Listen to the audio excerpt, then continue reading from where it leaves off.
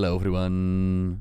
Mr. Pandaria Classic is launching on July 21st, and I got to sit down with Clayton Stone and Aidan Moon to let you all know that this is happening, but also talk a bit about their design philosophy. As with Mr. Pandaria, the whole hashtag no changes is not a thing. In fact, quite a few changes have been made to make it a broader, better experience, like making the reputation grinds a lot better, and the removal of LFR, flowing into being able to stay up to date with gear and legendary quests through dungeons. Now, I don't want to give the entire conversation away, but for me, like, Mr. Pandaria is one of the best expansions that they've ever done. The world building was insane, I love the story progression, and most of all, the additional things to do besides the standard endgame of PvP and raiding. There were scenarios, pet battles, challenge modes, Brawlers Guild, and so much more. Perhaps you've never experienced Pandaria back in the day, and even though we just had Remix, the classic experience, there's nothing quite like it, right?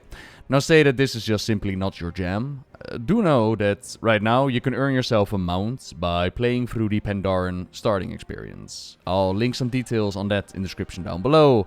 A big thank you to Blizzard for letting me do this interview, and of course Aidan and Clayton for taking the time. With that, sit back, relax, and I hope you'll enjoy. And today, we get to talk about Mr. Pandaria Classic, the developments, behind the scenes, what's going on, and of course let you all know that it's going to happen. We are joined today by two of Blizzard's finest. Please, by all means, who are you, what do people know you from, and what do you do?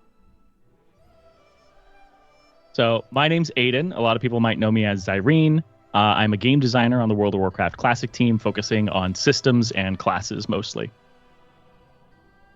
And hi, I'm Clayton Stone, Associate Production Director on WoW Classic. I support the team from a production standpoint and get to help chart our roadmap into the future. Excited to be here and talk about MoB Classic with you. Alright, so you're guiding the path on the development. And I remember from originally with Mr. Pandaria Classic, I was there during the original announcement where people were like, ooh, they're now Pandaren in my game. Some people immediately like, nah, thank you. And then it turned out to be a fantastic expansion. One of the best in my opinion. How's the reception been so far to the re-release of Mr. Pandaria? The response has honestly been really overwhelming. Being on the development side of it, this release, because it obviously wasn't here during the first release of Pandaria, it's a completely different view of seeing how everything went down from the inside. And I absolutely love the response from the community, because a lot of people, you know, like you said, they initially were like a little standoffish, like, oh, there's pandas in my game now, but honestly, the game turned out to have exciting class design, really memorable PvP, instances and raids that people still to this day adore. So honestly, it's been really great that it feels like almost people are like, they've accepted that there's pandas in the game, and now they're like, yeah, let's get to the cool part though. So I'm really excited about that. Not to mention the storyline as well. Like, that for me personally was one of the big things that blew up, because pandas were like a little Easter egg from Warcraft 3, and then all of a sudden, here's a whole new land to explore. Yeah, I would just add too that, you know, that excitement that we've been seeing, like we feel it as a development team, and it's awesome, and it results in some wonderful conversations that we've had and a lot of feedback on that original version. You know, one of the wonderful things about each of these classic expansions that we get to redevelop and recreate is that players already have strong opinions about the original and parts that they liked and parts that they didn't like.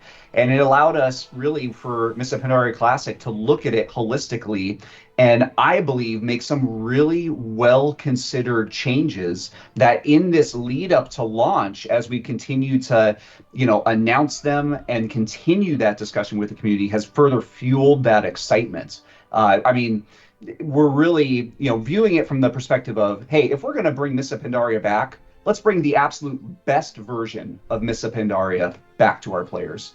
And I think that we're on a great path to be able to do that. So I take it then that the mindset of Classic was very much like no changes. We want it as is. But now there's a conversation and dialogue with the player base. And I've seen already online that people are over the moon with how you're all treating PvP, for example. But can we expect other elements to be changed as well going forward?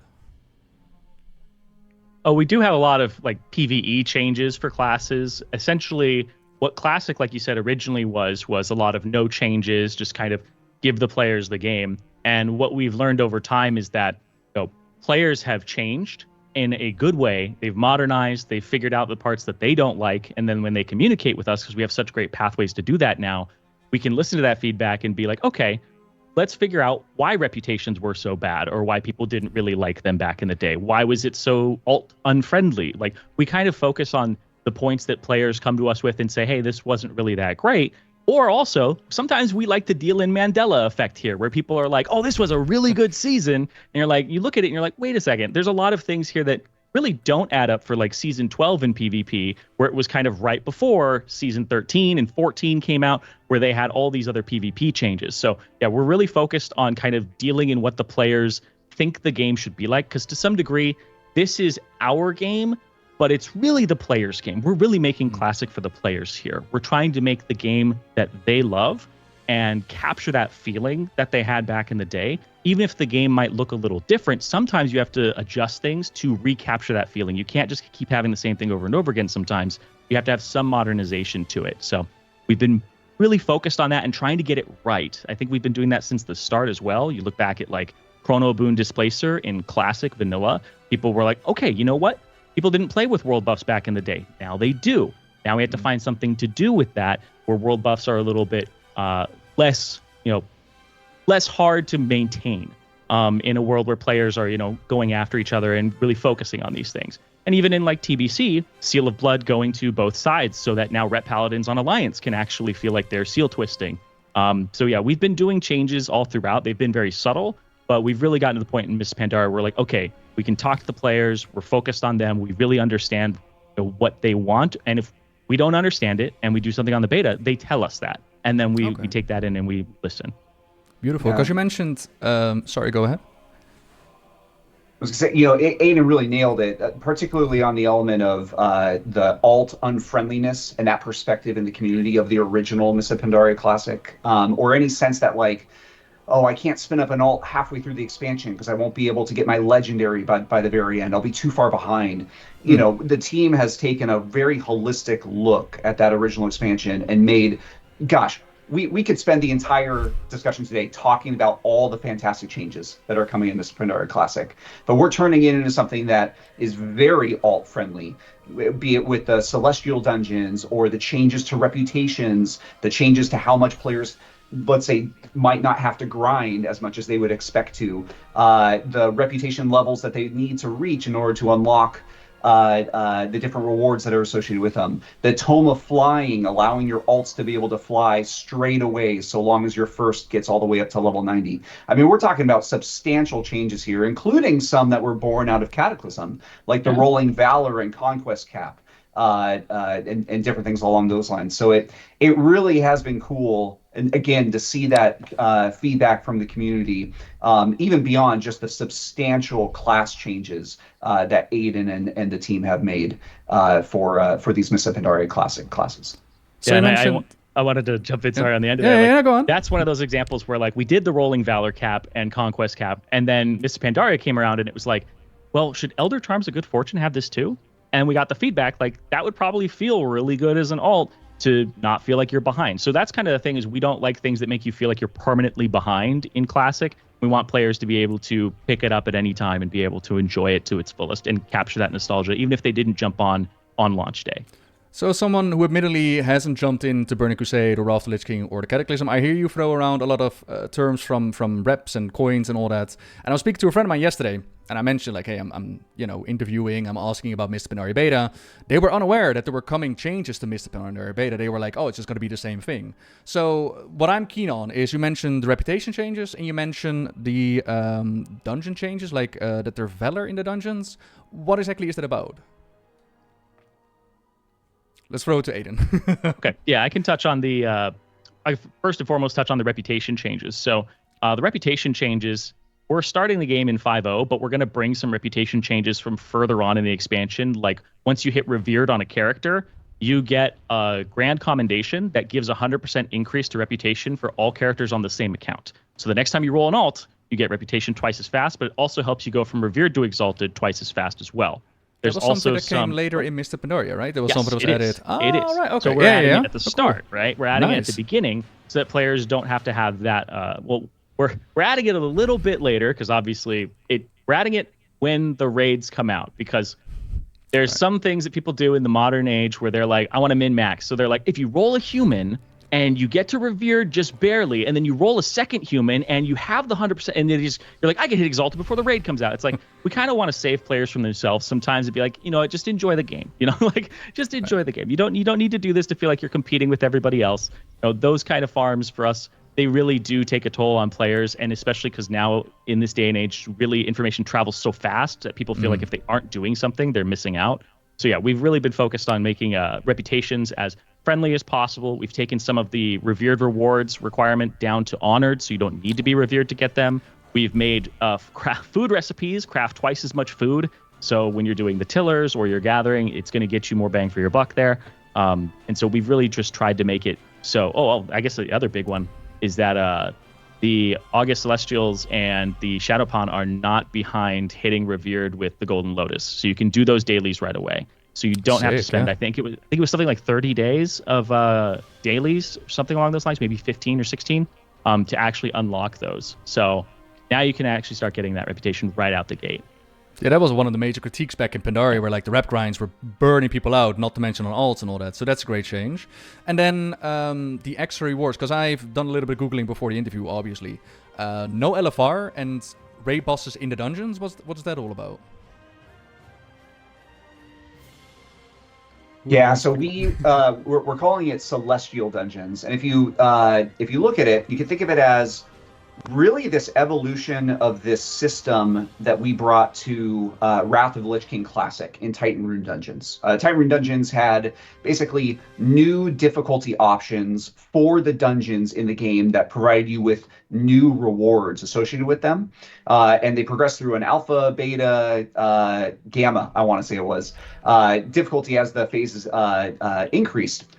We've thought that was really successful. We found great response to it from our community, including some of the new mechanics that came in the particularly in the Gamma dungeons.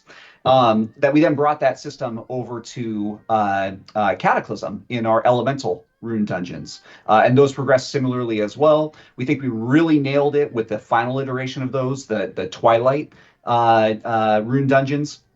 Or the Twilight difficulty option, that now we've brought that system over to Mists of Pandaria, and we've been able to look back at these past two classic expansions and basically say, okay, let's take all of our learnings from that, and let's also take what we're hearing from the community about some of the pain points that they experienced with the original. How can we combine all of that together to create something that's going to be friendly for brand new players that are just jumping in, friendly for alts, providing an alternate progression path so that I can continue my legendary outside of having to run the raids. And probably one of the best parts of this system that has now been proven ever since Wrath of the Lich King Classic is really it keeps the dungeons relevant throughout the entirety of the expansion. So there's always a good reason to run a dungeon. We also think that they do a really good job in filling in the gap and getting players into organized social gameplay. So ultimately, we really want players to join guilds and meet people in the game and run the raids. And these celestial dungeons kind of build a bridge to be able to do that and progress towards that goal. One of the wonderful things that our design team did was, as you mentioned, bring in raid boss encounters and mechanics in a surprising fashion into these celestial dungeons that also further give players an opportunity to experience some of those mechanics and kind of train themselves to then participate in the raids. So gotta imagine you're just running the same dungeons that you know, but then all of a sudden a raid boss in front of you, deal with the raid mechanics and overcome it. Is that how it works?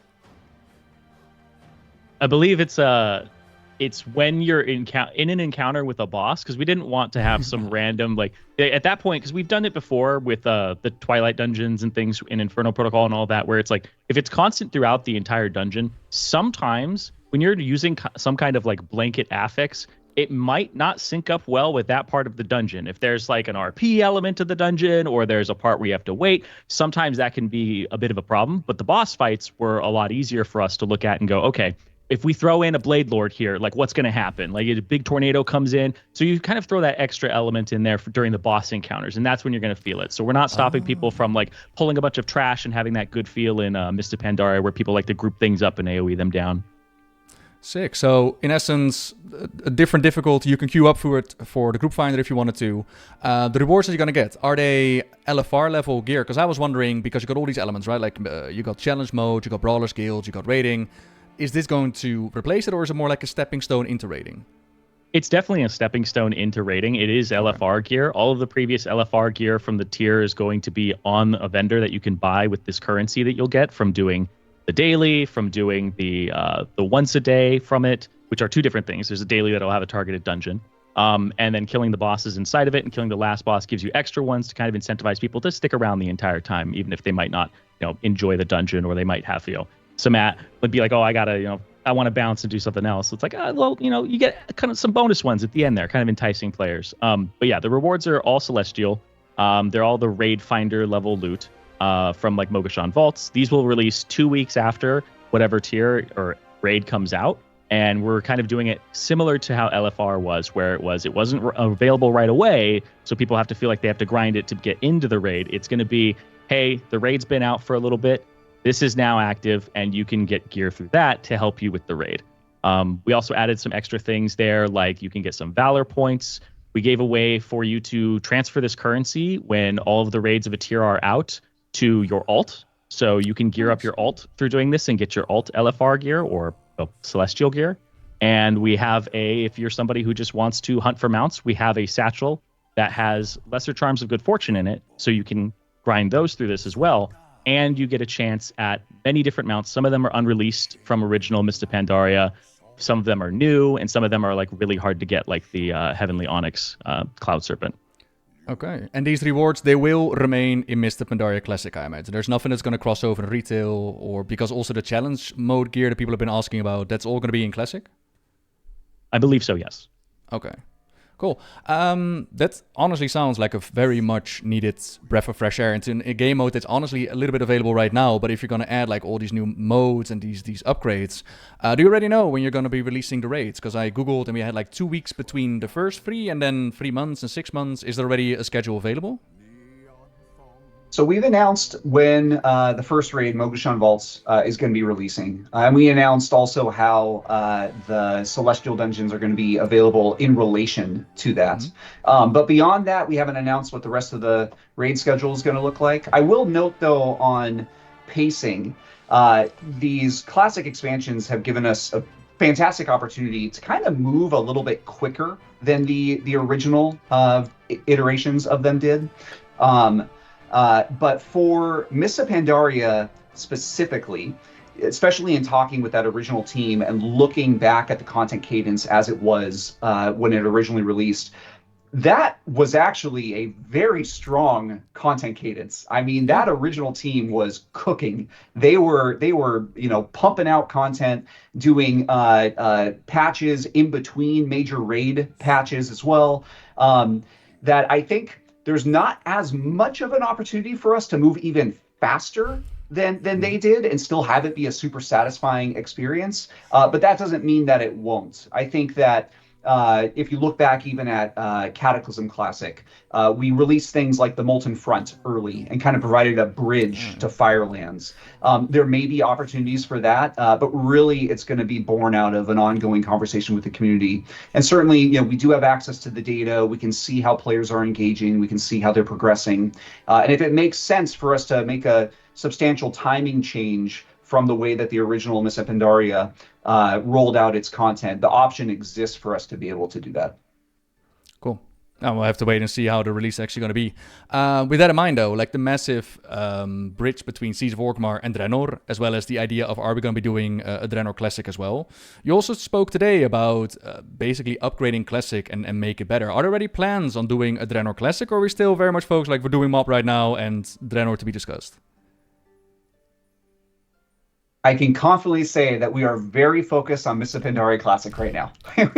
we have a long way to go, a lot of great content to progress through before we're going to be talking about the future. That doesn't mean that we're not working on other things on Classic, certainly, but at the moment we are very focused on making sure that we get Mist of Pandaria Classic just right and really deliver for our players.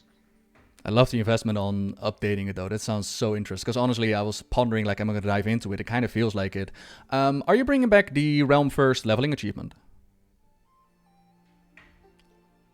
Yeah, I believe that's in there, and I think we've also taken some steps to be like, well, monks don't have their experience boost all the way up until 90, that type of thing. So yeah, I believe that is still in there. Okay. Yeah, because it was one of my favorite achievements to get back in the day. And after that, it was completely taken off. So I was like, I'm kind of curious about this. So for those that are watching right now, and like my friend of mine yesterday was like, am I going to go into Classic or not? What would you tell to the player base watching right now? What would you tell them? Like, this is what is waiting for you. This is why you should dip your toes into this. Honestly, one of my favorite expansions.